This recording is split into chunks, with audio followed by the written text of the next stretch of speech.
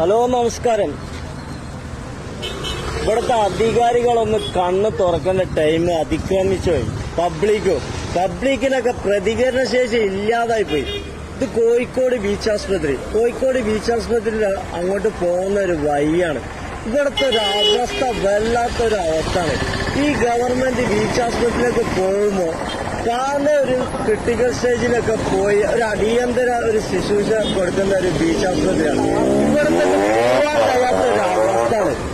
ഇവിടെ ഒരു ഫ്രൂട്ട്സ് കടയൊക്കെ ഉണ്ട്. ആ ഫ്രൂട്ട്സ് കടയുള്ള ആൾക്കാർ വരെ ഒന്നും പറയില്ല. ഇത് നോക്കി വണ്ടി പോകാൻ. ഇന്നിപ്പോ ഞാനൊരു രോഗിനായിട്ട് പോകുമ്പോ ഒരു അവസ്ഥ വല്ലാത്തൊരു അവസ്ഥയാണ്. ഒരു ക്രിട്ടിക്കൽ സ്റ്റേജിലുള്ള ഒരു രോഗിനായിട്ട് പോവാണ്. ഒരു അടിയന്തര സഹായം ഇവിടുന്ന് അടിയന്തര സഹായം തേടി കഴിഞ്ഞ് പോകണം. ചിലപ്പോ പോകാൻ കഴിയാത്തൊരവസ്ഥയാണ്. ഇവിടെ ഭയങ്കരമായൊരു ബ്ലോക്കാണ്.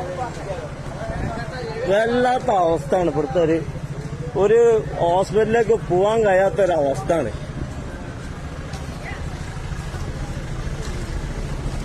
ഒരു രോഗിനായിട്ട് പോകാൻ കഴിയില്ല.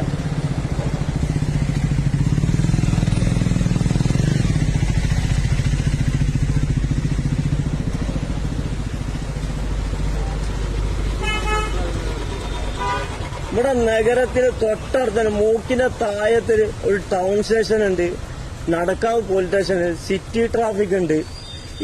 ഇവരെ ഈ മുക്കിലും മൂലയിലും നൈറ്റ് സർവീസ് ഒക്കെ നടത്തുന്ന ഇവിടുത്തെ അധികാരികൾ ഇതൊന്നും കാണാതെ പോവാണ്. ഇത് ശരിക്കും പറയാൻ എത്രയും പെട്ടെന്ന് ഇതിനൊരു അടിയന്തര ഒരു നടപടി സ്വീകരിച്ചില്ല വലിയൊരു ദുരന്തമാണ് ഇവിടെ നടക്കാൻ പോണത്. ഇവിടെ പബ്ലിക് വരെ ഗവൺമെന്റ് ജനറൽ ആസ്പത്രി, കോഴിക്കോട് ബീച്ച് ആസ്പത്രി വല്ലാത്തൊരവസ്ഥ.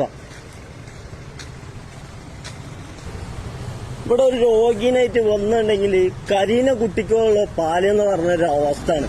ഇവിടെ നേഴ്സുമാര് ഒരു ഗുളിക അവിടെ ഉണ്ടെങ്കിൽ വരെ കൊടുക്കാത്തൊരു സാഹചര്യം. ഞാനൊരു ഇവിടെ വന്നു കണ്ട് ഞാൻ ഇവിടെ കോഴിക്കോട് സിറ്റിയിലെ ഓട്ടോ ഓടിക്കുന്ന ഡ്രൈവറാണ്.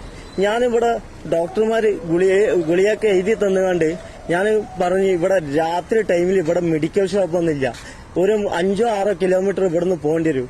നമ്മളെ പറഞ്ഞിട്ടുണ്ടെങ്കിൽ ഇവിടെ ഒരു ഓട്ടോറിക്ഷ വിളിച്ചു പോയി നൈറ്റിലെ സർവീസ് നടക്കുമ്പോൾ അതിൻ്റെതായുള്ള പൈസ കൊടുക്കേണ്ടി വരും.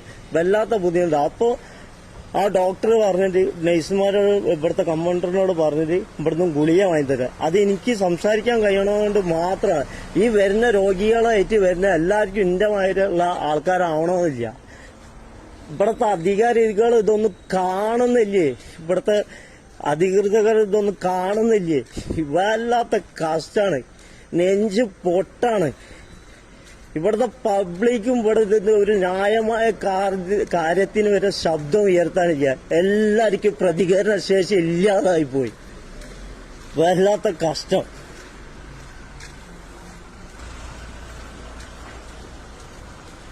ഇവിടുത്തെ അവസ്ഥ എനി ടൈമിൽ ഇവിടുത്തെ നഗരത്തിലുള്ള അധികാരികൾ, ഇവിടെ പോലീസ് ഡിപ്പാർട്ട്മെന്റ് ഇത് കാണുന്നുണ്ട്.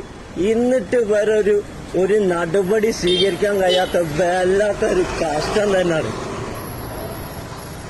ഇത് കണ്ടില്ലേ? കാറ്, ബൈക്ക് തോന്നിയമായിട്ടാണ് നിർത്തിയിടുന്നത്. കോഴിക്കോട് മൂന്നാലിങ്ങൽ